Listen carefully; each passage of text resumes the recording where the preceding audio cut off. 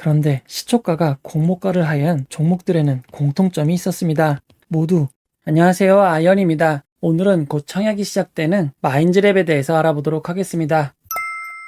먼저 일정 정보입니다. 마인즈랩은 11월 11일 목요일 청약을 시작해서 11월 12일 금요일 청약이 마무리됩니다. 마인즈랩은 RBW와 동시 청약으로 진행이 됩니다. 마인즈랩의 청약 시간은 1일차와 2일차 모두 10시부터 오후 4시까지입니다. 환불 및 상장 일정을 알아보면 환불은 주말을 포함한 4일 뒤인 11월 16일 화요일입니다. 마인즈랩은 RBW와 동시 청약으로 진행되지만 다행히 상장 날짜는 다른 것으로 예정되어 있습니다. 마인즈랩의 상장일은 11월 23일 화요일입니다. 기관 투자자 수요 예측 결과를 알아보도록 하겠습니다. 마인즈랩의 희망 공모가액 밴드는 26,000원에서 30,000원이었습니다. 기관 투자자 수요 예측을 통해 확정된 공모가액은 희망 공모가액 밴드 상단인 30,000원입니다. 주당 평가가액 대비 22.47% 할인된 금액입니다. 마인즈랩의 수요 예측에 모두 302곳의 기관이 참여하여 경쟁률은 197.5대 1을 기록하였습니다. 하지만 해당 경쟁률은 수요 예측 최고 한도였던 45만 3천 주를 기준으로 산출한 것입니다. 이번 공모에서 기관 투자자에게 배정된 주식수는 36만 2,674주입니다. 따라서 실제 배정된 주식수를 기반으로 기관 투자자 경쟁률을 구하면 246.75대 1이 됩니다. 수요 예측 경쟁률 246.75대 1은 올해 평균 경쟁률인 1236.36대 1에 비해 너무나도 낮은 수치입니다. 올해 진행된 수요 예측의 경쟁률과 비교하면 마인즈랩의 수요 예측 경쟁률은 크래프톤보다 아주 조금 높고 HPO보다 아주 조금 낮습니다. 수요 예측 경쟁률을 197.5대 1로 비교하면 바이옵트로보다도 낮은 경쟁률이 됩니다.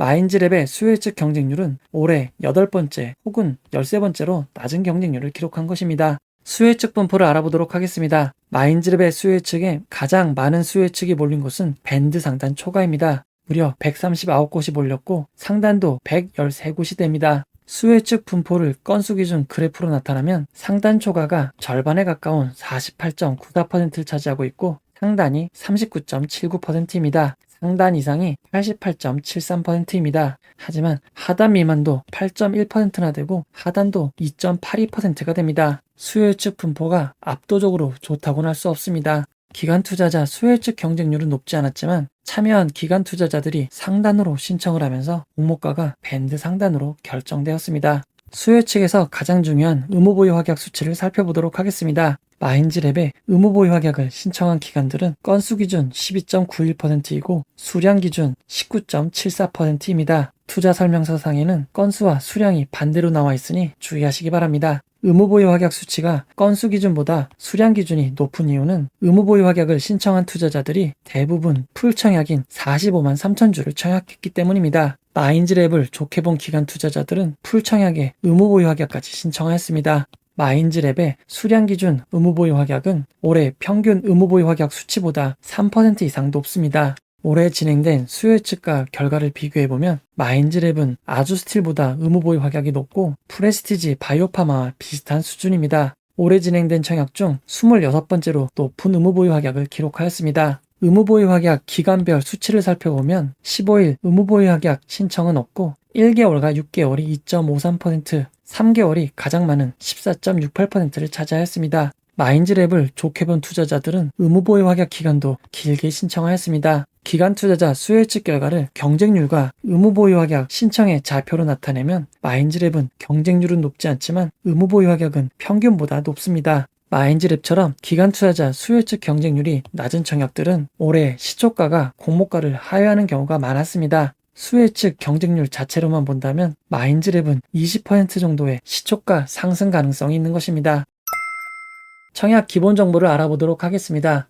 이번 청약에 우리사주조합은 15%의 주식을 배정받았고 일반 청약자가 25%, 기관 투자자가 60%의 주식을 배정받았습니다. 전체 공모 규모가 크지 않아 일반 청약자에게 배정된 규모는 45억 원입니다. 청약 규모가 매우 작습니다. 우리사주조합에 배정된 27억 원 규모의 우리사주는 이를 직원 수로 나누면 1인당 약 1,800만 원 규모가 됩니다. 규모가 크지 않아 실권 가능성은 그리 높지 않습니다. 배정 주식수가 얼마 되지도 않는데 증권사가 두 개로 나뉘어져 있습니다. NH투자증권이 70%의 주식을 배정받았고 하나금융투자에 30%의 주식이 배정되었습니다.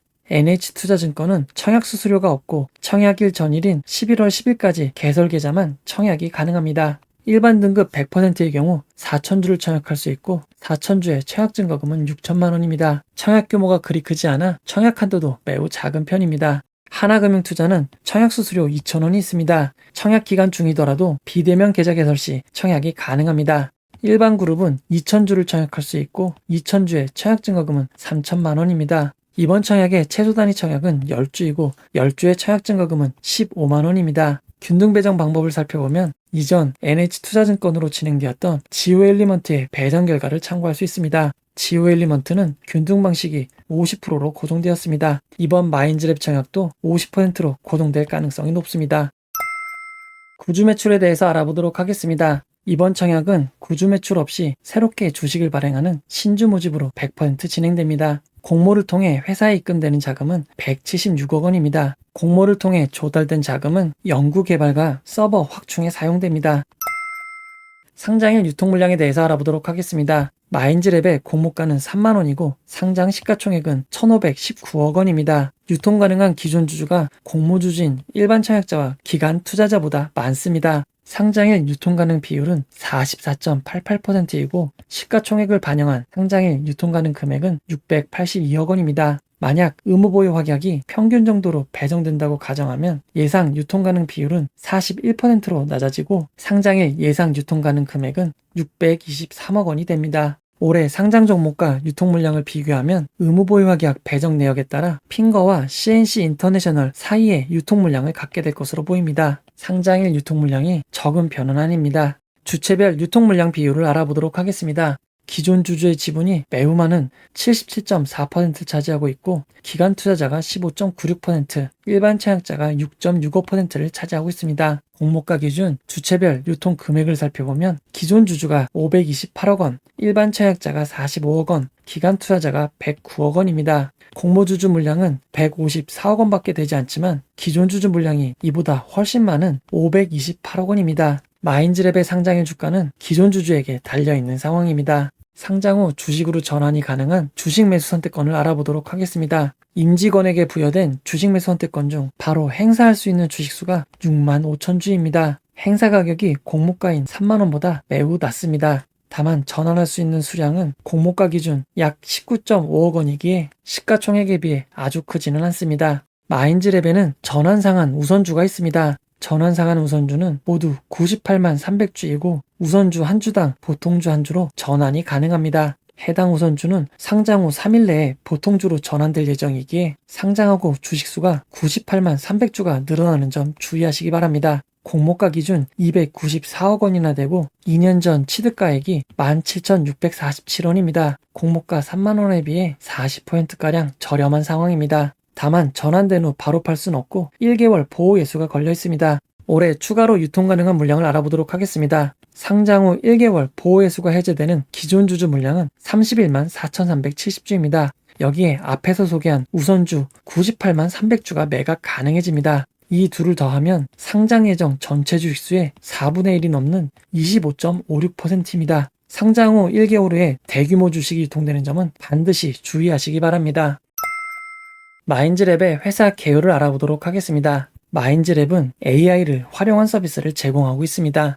매출 내역을 살펴보면 인공지능 기술을 활용한 제품으로 매출이 발생하는 것을 알 수 있습니다. 이 중 가장 많은 매출을 올리는 AICC는 고객과 소통하는 인공지능 서비스입니다.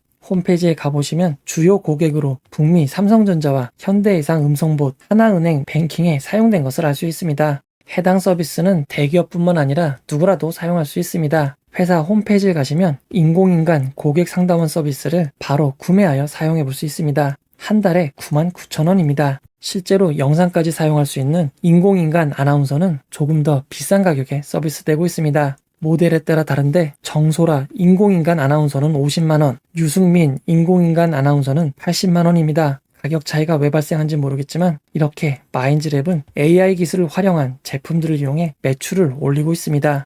인공인간 혹은 AI 휴먼이라고 불리우는 마인즈랩의 서비스를 한번 살펴보도록 하겠습니다.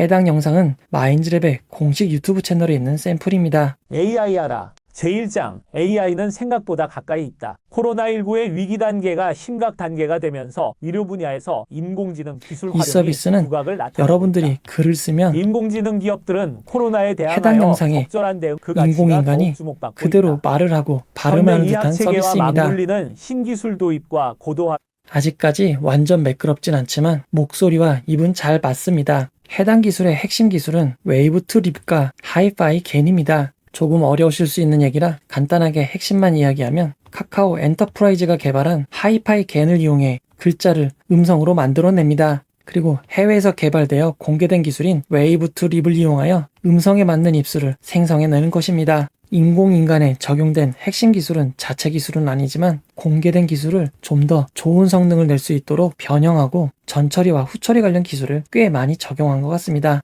마인즈랩은 기존 연구와 기술을 바탕으로 한 목소리를 다른 목소리로 쉽게 변환할 수 있는 자체 모델을 개발하여 학회에 발표하고 해당 기술을 공개한 사례도 있습니다. 수익성 현황을 알아보도록 하겠습니다. 2018년부터 2021년 반기까지의 매출을 살펴보면 매출이 크게 늘지 않았고 올해는 반기임을 감안해도 매출이 줄어들었습니다. 그 결과 적자는 지속되고 있고 손실이 누적되고 있는 상황입니다. 마인즈랩은 현재 수익을 발생하고 있지 않습니다. 따라서 공모가를 산정하기 위해 2023년 추정순이익을 사용하였습니다. 2023년 추정순이익은 112억 원입니다. 마인즈랩은 지난 4년 동안 수익이 크게 늘지 못했습니다. 2020년도 매출액이 113억 원입니다. 2020년 113억 원의 매출을 기록했는데 불과 2년 뒤인 2023년에는 매출이 328억이 되고 순이익이 112억이 될 것으로 추정하였습니다. 2017년부터의 수익성 지표와 2023년까지의 예상 지표를 모아보면 마인즈랩은 2021년까지 매출이 정체되고 적자는 지속되고 있었지만 상장한 이후에는 매출이 2배씩 늘어나고 영업이익과 순이익이 함께 늘어날 것으로 추정한 것입니다. 상장하는 많은 기업들이 상장 전에는 매출이 증가하지 않았지만 상장 후에는 늘어날 것으로 얘기하고 있습니다. 마인즈랩의 이러한 추정에는 근거가 있는 것일까요?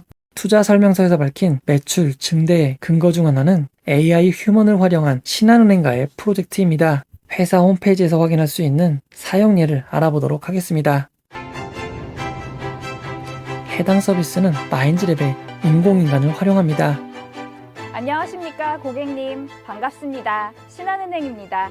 이렇게 인공인간을 활용하여 지점에 해당 장비를 놓고 활용한다는 것이 신한은행의 계획입니다. 하지만 해당 프로젝트는 처음부터 마인즈랩과 진행된 것은 아니었습니다. 원래는 삼성전자의 인공인간인 네온과 협업 중이던 프로젝트였습니다. 네온도 짧게 살펴보면 안녕하십니까 고객님의 좋은 친구 신한은행입니다. 마인즈랩과 방문해 유사한 주셔서 대단히 서비스이고 감사합니다. 원하시는 서비스를 말씀해 주시면 똑같은 역할을 안내해 하는 것을 드리겠습니다. 아실 수 있습니다. 말씀해 주시... 여러 언론 보도를 참고하면 원래 초기 계약 및 개발은 삼성전자와 진행이 되었는데 상용화까지 상당 시간이 소요되자 신한은행은 마인즈랩과 제휴를 하게 된 것입니다. 삼성전자와 프로젝트는 파기가 되고 마인즈랩으로 완전 파트너가 교체된 것인지에 대해서는 확인이 안 되는 상황입니다. 만약 마인즈랩과의 관계가 일시적인 관계이고 삼성전자의 프로젝트가 완료되어 본격적으로 사용이 된다면 추정 매출에도 영향이 있을 수밖에 없습니다. 마인즈랩 결론을 내려보도록 하겠습니다. 마인즈랩처럼 의무보유 확약은 조금 높은 편이지만 경쟁률이 낮은 경우 상승 가능성이 매우 낮은 것을 확인하였습니다. 그런데 시초가가 공모가를 하회한 종목들에는 공통점이 있었습니다. 모두 경쟁률이 높지 않거나 의무보유 확약이 좋지 않음에도 공모가를 희망 공모가액 밴드 최상단으로 결정했던 것입니다. 다만 엠로는 공모가가 최상단으로 결정이 되었지만 상장일에 상승을 한 바 있습니다. 엠로는 코넥스 이전 종목으로 기준가 산정 등에 의한 공식에 따라 공모가보다 높게 시작하던 환경이었고 시초가 하한가를 기록해야만 공모가보다 50원이 낮은 특수한 환경이었습니다. 이렇게 수요 예측 결과가 상대적으로 좋지 않은데 최상단으로 결정되는 청약들은 매우 위험한 것입니다. 마인즈랩도 공모가가 희망 공모가액 밴드 최상단으로 결정이 되었습니다. 항상 맞는 것은 아니겠지만 많은 주의를 해야 할 것 같습니다.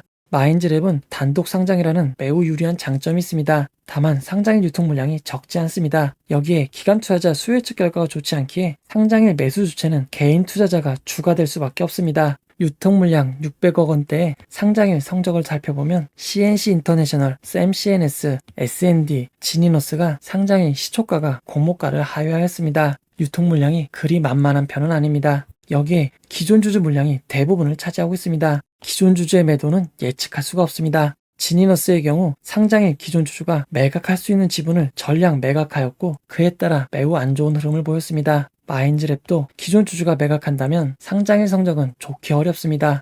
기관 투자자 수요 예측 결과는 경쟁률이 매우 낮은 편이지만 일부 기관 투자자들의 적극적인 의무 보유 확약 신청으로 의무 보유 확약은 평균보다 높은 수준입니다. 현재까지는 지속적으로 적자가 발생하고 있고 2023년에는 큰 순이익이 발생할 것으로 추정하였지만 미래는 확신할 수 없습니다. 공모 규모가 시가총액에 비해 매우 적고 기존 주주가 매우 많은 상장입니다. 이번 공모는 신규 주주를 위한 상장이라기보다 기존 주주를 위한 상장이 될 가능성이 높습니다. 동시청약으로 진행되는 RBW는 수요 예측 결과가 좋은 편이었습니다. 그에 따라 마인즈랩은 RBW에 비해 경쟁률이 낮을 것으로 추정됩니다. 상대적으로 경쟁률이 낮을 경우 조금만 올라도 수익이 가능합니다. 다만 많은 리스크가 있고 상장에 수익이 날지는 아무도 확신할 수 없습니다. 단독 상장의 장점과 기존 주주들이 적극적으로 매각하지 않을 것으로 판단하시는 분들만 청약을 하시면 될 것 같습니다.